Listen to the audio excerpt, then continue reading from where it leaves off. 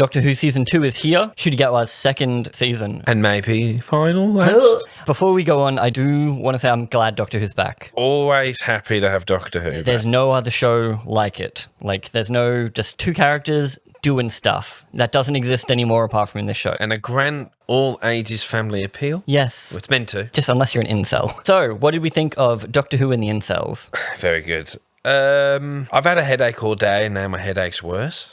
I really enjoyed about half of it, I think. There are a couple of aspects that I was really into, and I was like leagues ahead of Church on Ruby Road and Space Babies. I'm like, Yes. the stuff they're doing is executed so much better. Yes. And then there's other things that are on par with that one. So I guess overall, better than season 1 opener. Like, Sure.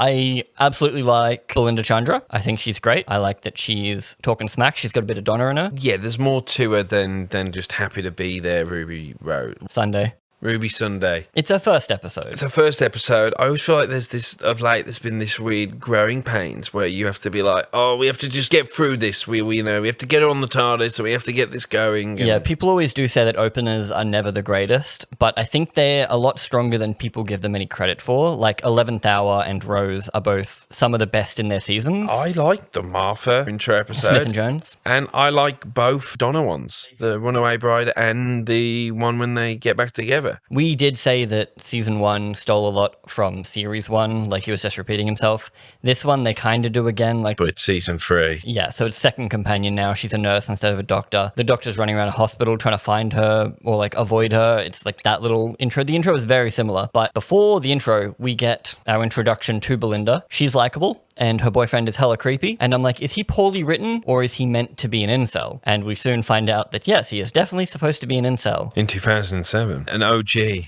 So we're set up with that the boyfriend gives her a gift of naming a star, which has always been the dumbest thing in the world. I've got mates that their girlfriends bought them stars and stuff. I'm like, stupid. Because it's not official, is it? Like NASA isn't going to go, oh, of course. Correct. And nothing matters at all. But I didn't love that Mrs. Flood doing her fourth wall break because, hey, remember Mrs. Flood is here and she's important to this season. And the relatively not relaxed nature, but to robots crashing down your door. Yeah, I don't know whether we're going with the invasions happen all the time. Yeah, I thought that too. Oh, unlucky me, I get the alien invasion this week. Yeah, exactly. Whereas like Moffat made it so that he deleted all that stuff in the path using the crack. He was like, no one knows about the Daleks. Yeah. So that way you can make them a surprise every time. But yeah, she was pretty casual about it. Can't spend the whole time every episode being like, oh no, alien. I like that they looked a bit kooky and silly. Like people criticise that Doctor Who can look a bit crappy and silly, but I quite liked it. It's very camp. It doesn't feel like there's a budget behind it so much as they probably should. Yeah, is it trying to kick, because, like the original Russell era had a arguably very consistent visual style with its aliens or very rubber humans in costumes, where with this one there seems to be a lot of movement towards like biggish robots, like in the specials you had like the giant fly things or whatever it was. Yes, they have been doing that a fair bit. This season is so far visually consistent with season 1. Yes. I don't love it. It's a bit too shiny, I guess is a way to put it. I'm not mad at it either, but then we're thrust into it pretty quickly. It's like within the first 10 minutes, Belinda's on the ship getting sent away. Doctor comes out. I'm glad they were quick about it. I didn't need to faff around, honestly. And I like that it's a funny concept that she's going to a planet in which it's named after us. I thought, oh, this is funny. It does have some source. Like, on the way there, they show us like a little time schwarp, like a time crack. I can't remember the exact word. A timey-wimey thing. Yeah. And Belinda does have the line, what am I, 6? And I was like, huh. Timey-wimey. Yep. Am I 6? They do the time thing, and that way the Doctor ends up there 6 months before her, so like has time to infiltrate. So then like he's already there. I liked it. They didn't use it enough. Like that kind of comes back in the big twist. The main thing about this episode that I didn't like was the finale reveal twist. Mainly because it's not a reveal and it's not really a twist. It's just kind of like, hey, this page fell into this script by accident, and it's like, it felt almost unrelated. Yeah, I struggled to understand what was going on at one point. I think just almost just zoned out for 20 seconds and couldn't be bothered to go back. It really is just they started dumping stuff on us in the last 10 minutes. One of the best things about Doctor Who usually is when you figure stuff out as you go and like things are drip fed and you get led there along with the doctor, and then you show the doctor going, oh, I've put all these pieces together. It didn't give me a chance to ask questions. Correct. There is no mystery in this and no reveal, which was my biggest downer on the episode. Pretty much everything else I think I quite enjoyed. The doctor has been there for a while. He comes out and he's delivering a code to Belinda through every 9th word. That was really well edited. I enjoyed that.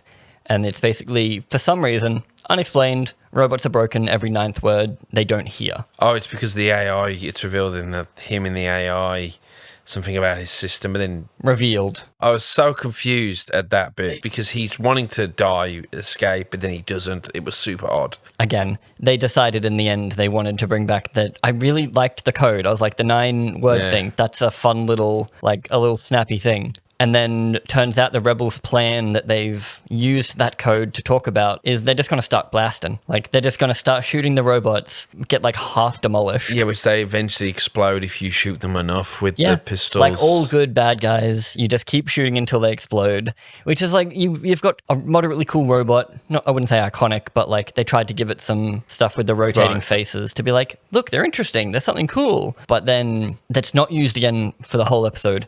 I didn't catch it in the ending where the robot himself is calling out that he wants to die. Yes. I feel like that could have been something that we could have been told.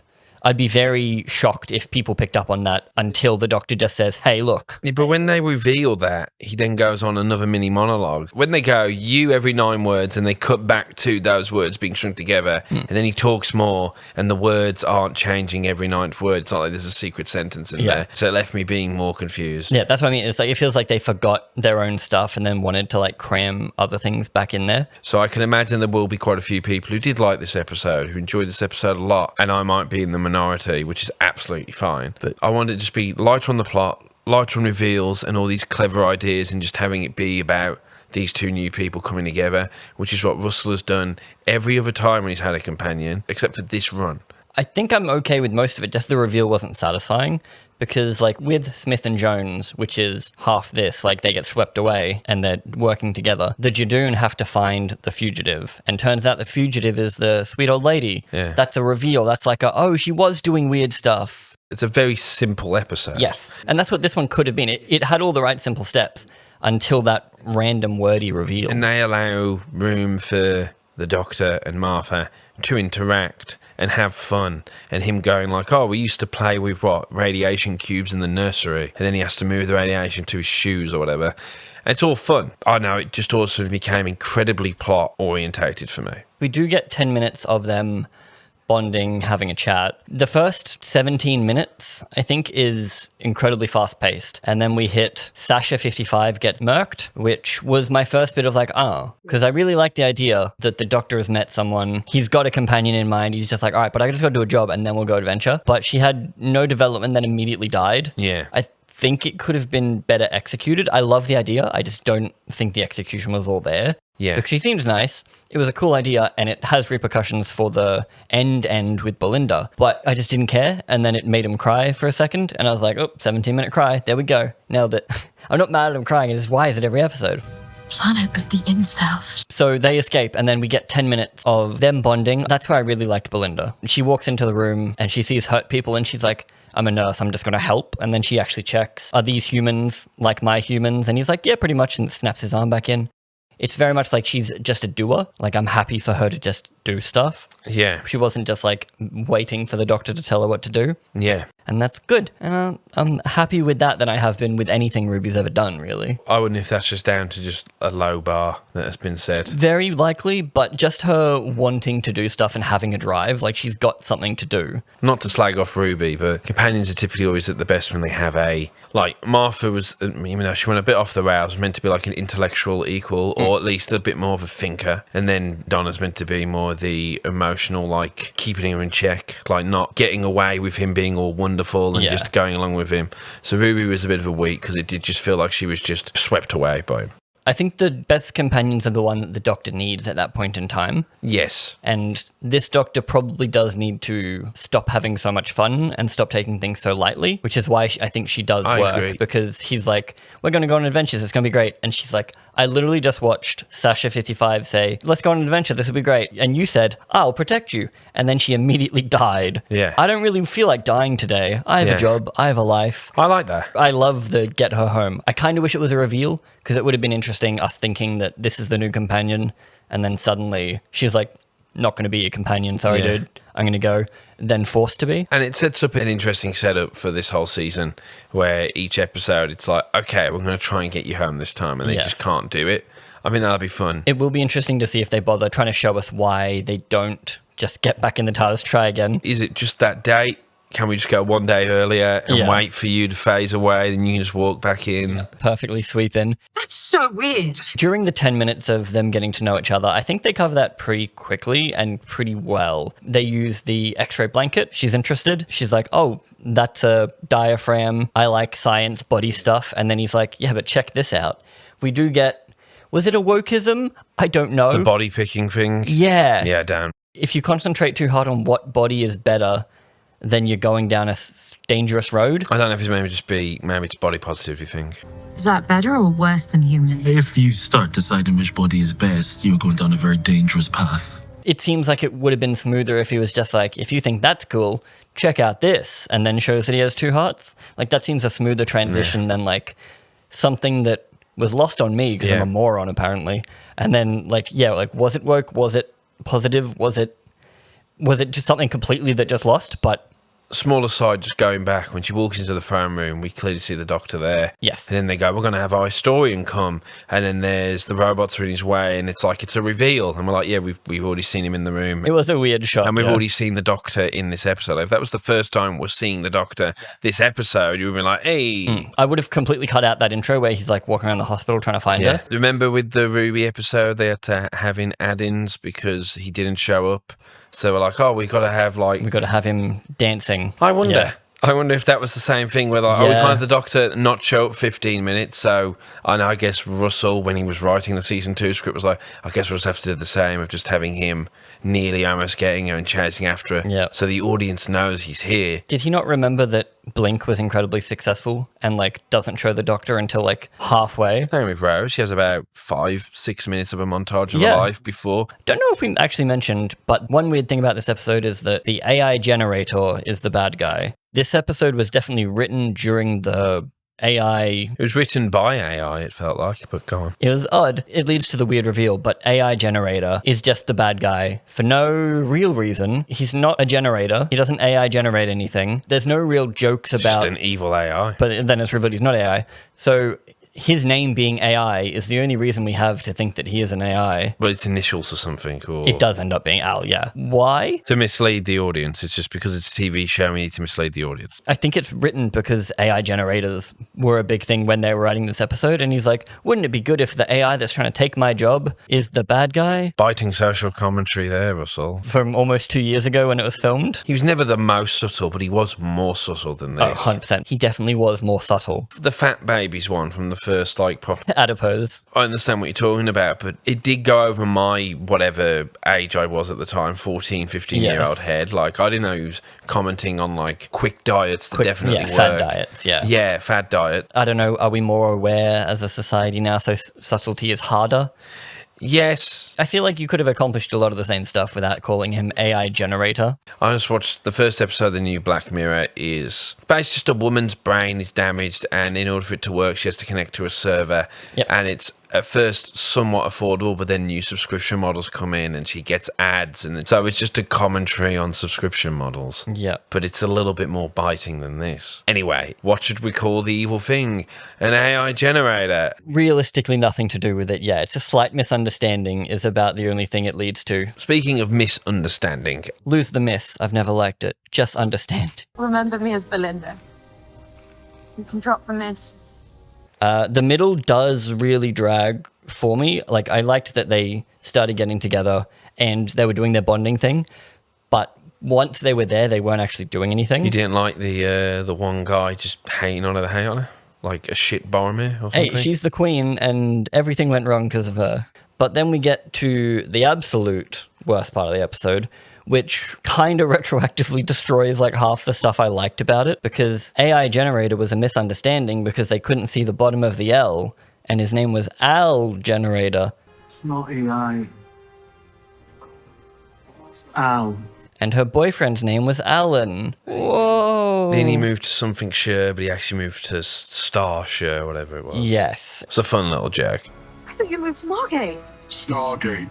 That's when it got really silly. We get flashbacks to him being an absolute incel. And then Belinda says, oh, planet of the incels. And then she says, you've taken coercive control and made it planetary control. I was in the impression that incels were people who couldn't get girlfriends. I mean, it's broadened over time to be basically loser men. Loser men, right. She dumped him because he was coercive control. He was controlling. It's lacking subtlety again. It's like they wrote him to be an absolute shit in the start of the episode. Because we said the whole, like, because women are bad at maths or something. I know girls aren't good at maths, but that's a long way.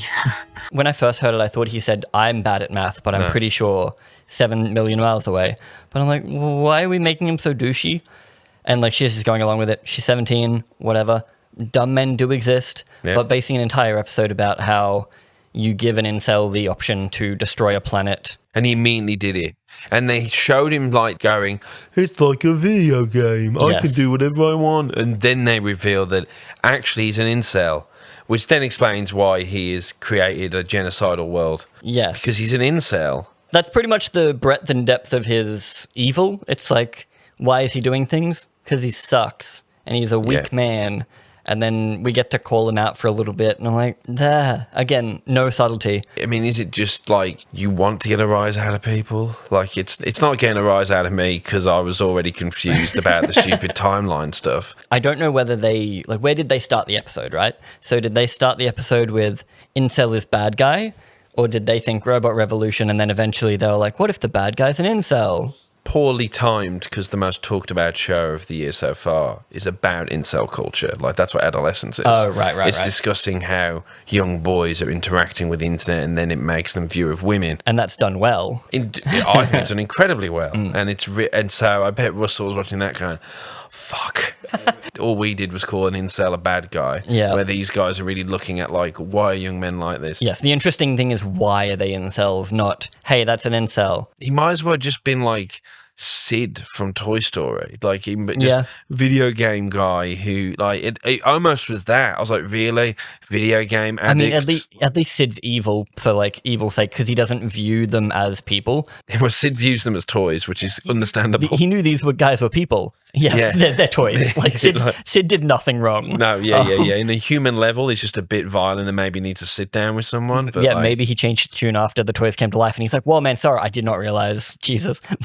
But even Stargate does a better version. Stargate Atlantis specifically.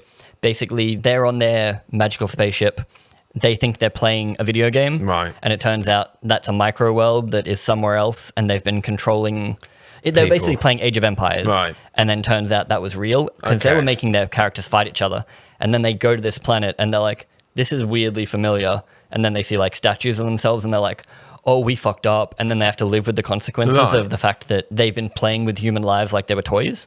I might have forgiven the really lame incel reveal if the character and all that stuff was top 10 A grade. I would have went, okay, I'll let it go because we got the great character work. Like The Great Blue Yonder, which had like a cool mystery, but also just had plenty of moments where they were just sitting and talking and just catching up on where they are right now in life. Yep, and it's characters we already liked, which definitely helped. But technically, this is also meant to be at least one character we already like. Yeah, I mean, he's still got the same suave nature, charming, like, aloof. My favourite bit was when she goes to like a time detective and he does his like shooty laugh and then immediately corrects. Are you some sort of time detective?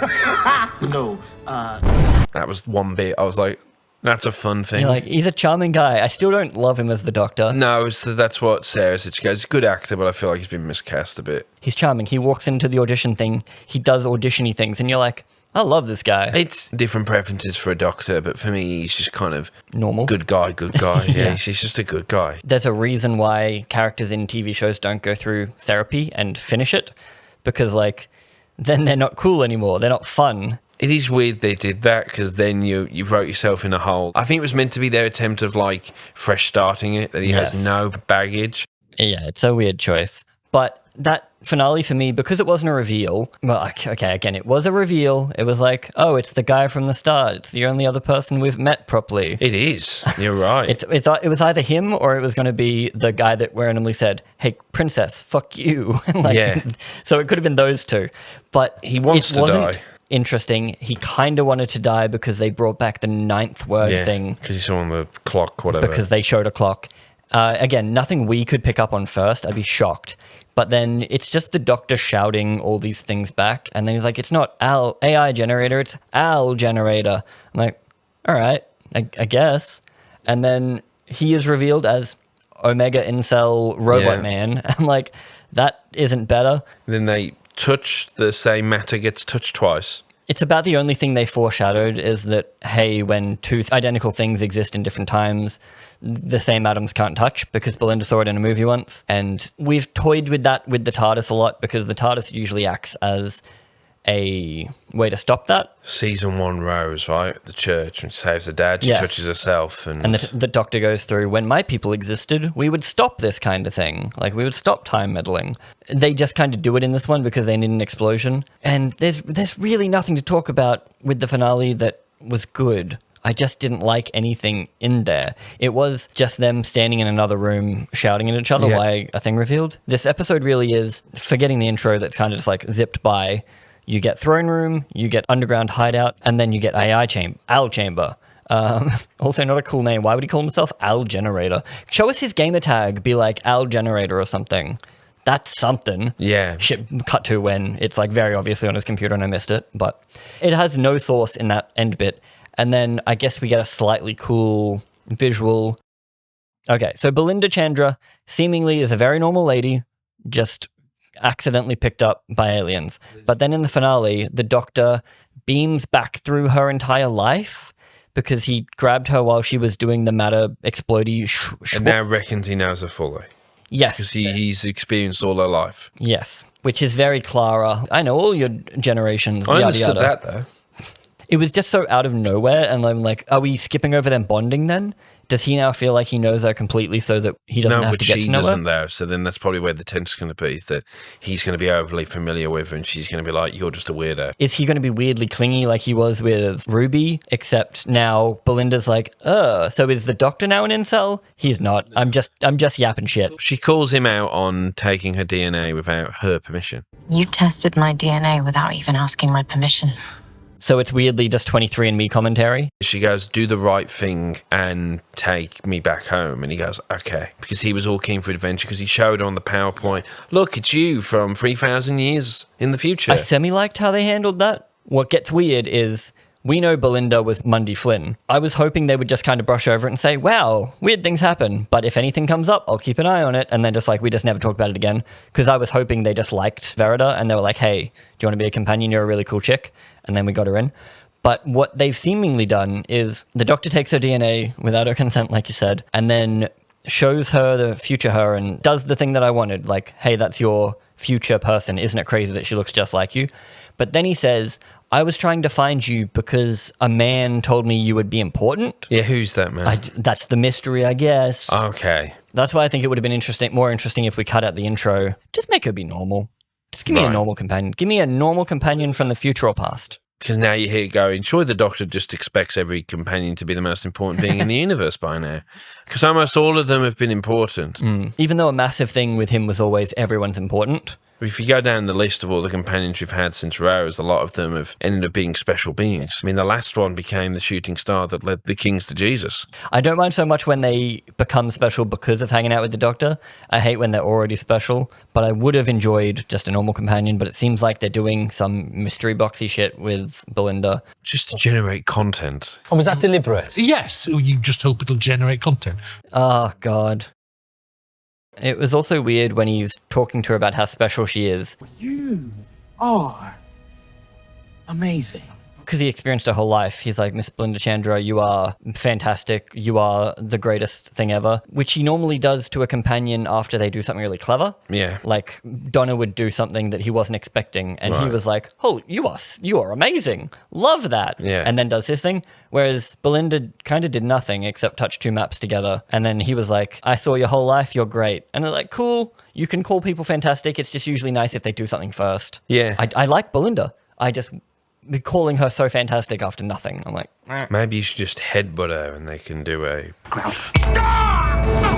So then it ends with them, and now the setup is, we can't get you home. We have to figure out why. So that's kind of the episode. Overall, okay, yeah, it's better than the last season start. I think it's better than maybe 90% of last season. I was pretty positive on this one for at Okay. least half of it. I want to see where we are next week, because I just feel like for some reason Russell has lost the ability to just have people begin. It's like he's lost some of his skill, or he's ran out of good ideas. I don't know what's going on with him. Yeah, but next week does look fun. It does look fun. They're going to become cartoon people for a bit. It seems very Idiot's Lantern. It's got a little bit of a horror twinge to it, Yeah.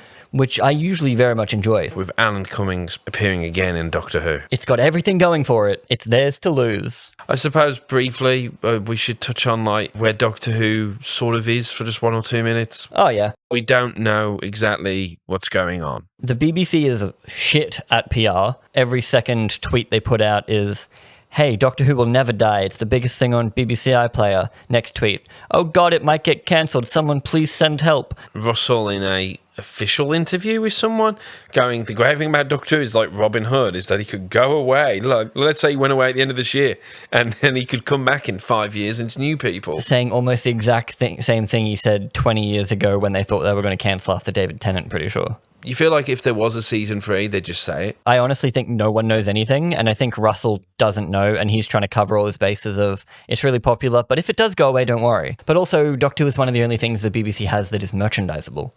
Like, this costs money. This probably makes more money for them than the show does. Yeah. Make the show, I'll buy your toys. Look, I think overall I didn't really enjoy the episode, and it's not just because I didn't understand it. I didn't enjoy the character stuff too much. I know you enjoyed it, but I I think... enjoyed Belinda. The Doctor really didn't do much, though. Yeah, the Doctor didn't do much, and you could... Yeah, okay, Belinda was fine, but I think I just left going, okay then. It is simply just my opinion. It's perfectly fine if you liked it. We titled the Church on Ruby Road about a year ago, Not a Great Start. Slightly better start. Exactly. It's a bit better. I enjoyed more of it. You're like a thirsty man in the desert, you are. I'll take what I can get. Yeah, you know, like you're breaking the marrow on a bone, just taking whatever you can. Sipping out my own bones at Yeah, this point. exactly. But what do you guys think? Is it back for you? Is it better? Are you keen for next week? Let us know.